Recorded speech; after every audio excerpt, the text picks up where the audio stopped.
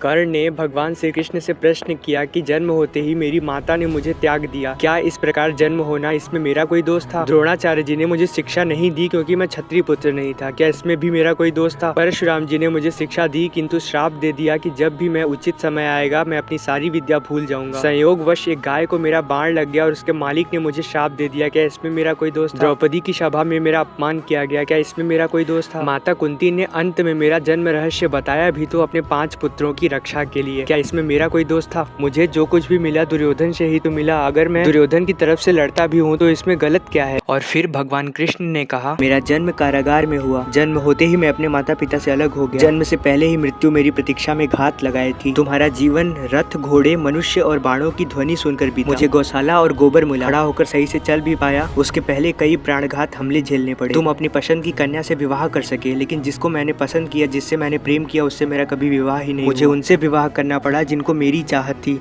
और जिन्हें मैंने असुरों से मुक्त मुझे अपने पूरे समाज को यमुना के किनारे से हटाकर एक दूर किसी समुद्र के किनारे पर बसाना पड़ा। उन्हें मैंने जरासंध से बचाने के लिए पलायन किया और मुझे भीरू कहा गया। दुर्योधन अगर युद्ध जीतता भी है तो तुम्हें श्रेय की प्राप्ति होगी, लेकिन अगर अर्जुन जीतता है तो मुझे क्या मिलेगा? दोनों ओर से हानि तो मेरी ही होनी और युद्ध से हुई समस्याओं के लिए दोष ही दिया जाएगा। एक बात स्मरण रहे कर्ण, हर किसी को जिंदगी चुनौतियां देती है, जिंदगी किसी के साथ भी न्याय नहीं करती। दुर्योधन ने अन्याय का सामना किया है तो युधिष्ठिर ने भी अन्याय भुगता है, लेकिन सत्य धर्म क्या है यह तुम जानते हो? कितना भी अपमान हो, जो हमारा अधिकार है वो हमें ना मिल पाए, महत्व इस बात का है कि तुम उस समय उस संकट का सामना कैसे करते हो। जिंदगी न्याय नहीं करती इसका यह अर्थ नहीं कि तुम्हें अधर्म पर चलने की अनुमति है।